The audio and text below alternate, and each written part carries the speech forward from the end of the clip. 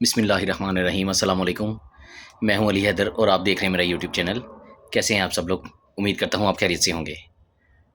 अच्छा जी, आज की खबर ये है कि बहुत सारे फ्रॉड हो रहे हैं, बहुत कुछ हो रहा है। कभी पैसों का लेन देन, कभी फेसबुक पे फ्रॉड। मैंने ऐसे भी वीडियो बना के एक अपलोड की है और तकरीबन काफ़ी लेन देन के मामले और दुनियादारी है ये, मतलब इस तरह के काफ़ी फ्रॉड। तो इसमें आज जो मैं आपको बताने लगा हूँ, आज का जो फ्रॉड है वो पैसों का नुकसान नहीं, वो जानी नुकसान है। वो फ्रॉड में अगर आप आ गए किसी की बातों में तो जान से हाथ धो बैठेंगे, क्योंकि इंसान गलती का पुतला, ज़ाहिर बात है। तो और जितने भी फ्रॉड होते हैं उसमें कोई प्रॉपर्टी का लेन देन, प्रॉपर्टी गई, मोबाइल गया, यानी कि इस तरह के नुकसान है। जानी नुकसान नहीं, वो माली नुकसान है। आज जो मैं आपको बताने लगा हूँ वो जानी नुकसान है। हमारी आंखों पे लालच की पट्टी बंधी होती है, क्योंकि मरीज़ जैसे कहता है कि मुझे कहीं से भी दवाई, कोई बताता है कि फ़लाँ से दवाई लें ठीक हो जाएंगे, फ़लाँ से लें ठीक हो जाएंगे। वो बेचारा दौड़ता फिरता है ठीक होने के लिए, कोशिश करता रहता है, लेकिन शिफा अल्लाह ताला के हाथ में है। बस वसीला किसी ना किसी को बनाना होता है। इसी तरह हमारी आंखों पे पट्टी बनी, जो हमारी कमज़ोरी है वो उस चीज़ को देखते हैं कि हमें इस चीज़ की ज़रूरत है। मेरे साथ कितनी दफ़ा ज़ाती की खुद यानी कि हो चुका है। तो आज का ये है कि वो भी देख रहे हैं कि क्या सूरत हाल है। पहले एक ग्रुप निकला हुआ है, पहले वो आपकी रैकी करते हैं कुछ अर्सा। अब मैं आपको स्टोरी सुनाने लगा हूँ एक रिक्शा ड्राइवर की। एक ग्रुप ने उसकी सारी रैकी की कि कौन है, कहाँ से है, नाम क्या है, फ़लाँ फ़लाँ। वो जहाँ पे रिक्शा पार्क करता था खड़ा होता था ग्रुप अपने पैसेंजर के इंतज़ार में, शॉपिंग मॉल के बाहर या कहीं पॉइंट ऐसे जो बने हैं जहाँ पे रिक्शे वाले जमा होते हैं। तो वो रिक्शे वाले को सारा डाटा लेके, उसका रिकॉर्ड, तो उसका इधर उधर से गैदरिंग से नंबर लेके कि फ़लाँ बंदा है वो इस तरह का देखने में, उसका कोई नंबर मिल सकता है। मैंने उसके साथ सफ़र किया था, तो मेरे ना सामान रह गया रिक्शे में। उसके साथ भी फिर इस तरह किया कि जान के एक बैग छोड़ा जिसमें कुछ पैसे और पेपर थे। फिर उसको कॉल की कि जी मैंने कल आपके रिक्शे में सफ़र किया था, तो इस तरह मेरा बैग रह गया था जिसमें कुछ पैसे थे और मेरे बहुत ज़रूरी कागज़ात।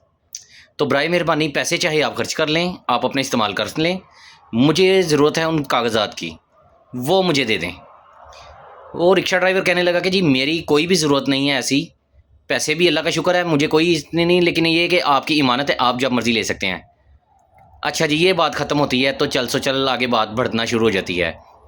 ये मेरे साथ भी एक स्टोरी हुई पिछले दिनों में, खैर रिक्शे वाला वाक़या तो नहीं हुआ। एक वीडियो कॉल आती है व्हाट्सएप पे, मैं कॉल अटेंड करता हूँ और फ़ौरन कॉल बंद कर दी जाती है। बाद में मैसेज आ जाता है कि जी सॉरी गलती से हो गया। मैंने कहा इट्स ओके, कोई बात नहीं।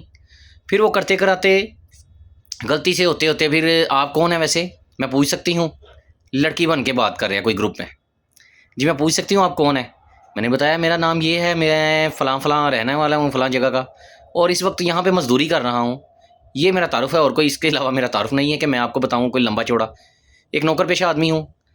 खैर उन्होंने फिर कहा कि चलें जी, बात बढ़ती बढ़ती, नाम क्या है, उम्र क्या है, फ़लाँ फ़लाँ, कहाँ से रहने वाले, कब से इधर हैं, फ़लाँ ये वो, लंबी चौड़ी बातें बढ़ाना शुरू कर दी। काफ़ी अर्सा मेरा उनका यानी कि चलता रहा ये सिस्टम। मैं उनकी बात का जवाब देता रहा। आहिस्ता आहिस्ता वो यही था कि हमारे पास एक काम है, आप पैसे इन्वेस्ट करें और इसमें आपको अर्निंग आएगी, ये बहुत अच्छा एक मौका है जो आपको मिल रहा है। तो मैं इससे पहले काफ़ी दफ़ा मेरे साथ फ्रॉड हो चुके हैं, लेकिन वो जानी नुकसान वाले नहीं, पैसों वाले थे, माली नुकसान वाले। तो रिसेंटली एक मेरे साथ हुआ इसी तरह का। तो मैं सबको ये मशवरा दूंगा कि किसी की किसी बात में ना आए, लालच में ना आए। जो आपके नसीब में अल्लाह ताला ने वो आपको अता करना है, ये मेरा ईमान है। मैं भी दौड़ता रहा हूँ पैसे के पीछे, हर किसी को लालच है आगे। अब अल्लाह का शुक्र है मैं बहुत अच्छी जगह हूँ पहले की निस्बत, लेकिन अब भी कोशिश है कि इससे भी आगे जाना चाहिए। ये हर बंदे के अंदर होती है, लेकिन अल्लाह का शुक्र अदा करना चाहिए हर हाल में। अब मुख्तसर ये है कि रिक्शा ड्राइवर को फिर कॉल आ जाती है कि जी मैं आपके रिक्शे में बैठी थी, मेरा पर्स रह गया है, तो उसमें कुछ कागज़ात थे और कुछ पैसे थे, पैसे आप इस्तेमाल कर लें, कागज़ात मुझे वापस दे दें, आपकी मेहरबानी। रिक्शे वाले ने कहा ये आपकी इमानत है, मुझे इसमें से कुछ भी नहीं चाहिए। अब रिक्शे वाले की कमज़ोरी आप जैसे कि देखें, ये मेरे चोट का निशान है। रिक्शे वाले की कमज़ोरी, उसकी एक आँख इफेक्टेड थी। तो उन्होंने फिर बातों बातों में कि ठीक है, आप रख लें, मैं आपसे मुलाकात करूँगी, आप बहुत अच्छे हैं, फ़लाँ फ़लाँ, मैं अभी फ्री नहीं हूँ, मैं ऐसे वैसे बातों में ले आए। अब वो चैट चल रही है मैसेजेस पे, मैं आपको दिखाता हूँ अभी। वो कह रही हैं जनाब, लड़का है या लड़की, ग्रुप है एक बहरहाल, कि आप कौन हैं, शादीशुदा हैं, घर में कौन-कौन है, कहाँ रहते हैं, किराए का घर है, रिक्शा किराए का है, अपना है, बातें शुरू हो गई। अब रिक्शे वाला भी उनसे पूछ रहा, आप कौन है जी? मैं यहाँ रहती थी, मेरी अम्मी-अब्बू की डेथ हो गई, मैं चाइना चली गई, एक डॉक्टर हूँ, फ़लाँ-फ़लाँ। एक बात कहूँ, नाराज़ नहीं होइएगा, ये आपकी आँख जो है एक ऐसे क्या मसला है आपको? उन्होंने कहा जी मेरा ये शुरू से नहीं, पैदाइशी नहीं, लेकिन क्लास में लड़ाई हुई स्कूल दौर में, किसी ने पंच मारा तो वो मेरी आँख जो है ना, वो डेड हो गई है किस्म की। तो अब उसके लिए इलाज के लिए 6 लाख रुपया लगेगा।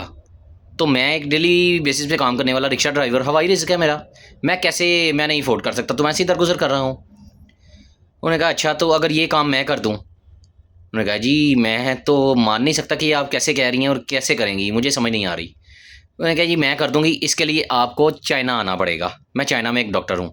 तो उन्होंने उन्होंने कहा कि पाकिस्तान क्या लेने आई हैं? उन्होंने कहा जी मैं गाड़ी बेचने आई थी। उसने कहा जब आप पाकिस्तान में नहीं रहती तो गाड़ी कैसे बेचनी आई? खैर मुझे स्टोरी से थोड़ा शक हुआ, मैं इसकी गहराई में गया। जी वो करते-करते जी बातों में ले आई। ठीक है, मैं आपको चाइना में बुलाऊँगी, आप आ जाइएगा, ये वो। फिर उसके साथ क्या हुआ है कि चाइना में बुलाते हैं, ऐसे पहले वाक़यात भी बहुत से हो चुके हैं। चाइना में बुलाने के बाद इंसानी अज़ा का ख़रीदो-फ़रोख्त किया जाता है आगे। किसी को भी, मुझे या किसी को भी ऐसे बुलाया है, काफ़ी वाक़यात मैं देख चुका हूँ। उसका चीड़-फाड़ करके और उसका ऑपरेट करके सारा निकाल लिया जाता है, लिवर निकाल लिया जाता है, उसकी किडनी निकाल ली जाती है, ऐसा बहुत आम है चाइना में। और पाकिस्तान से कुछ लोग मजबूर होके जा रहे हैं खुद हालात की वजह से, अपनी फैमिली की वजह से, कि इनका कोई सिस्टम चले, घर का कोई दाल-दलिया चले, रेंट देना है, बिजली के बिल देने हैं, जो कि बहुत ज़्यादा मुश्किल है इस वक्त। तो इस तरह लोग उनकी बातों में आते हैं। ये ग्रुप चला हुआ है आजकल। ये मेरे पैगाम को ज़्यादा से ज़्यादा लोगों तक शेयर करें। और ये जो है उस तरह बुला के इसके अज़ा निकाल के आगे फ़रोख्त कर दिए जाते हैं और वो बंदा किसी काम का नहीं रहता। इस तरह हो चुका है। ये मैं आपको चैट दिखाता हूँ, ज़रा देखिए।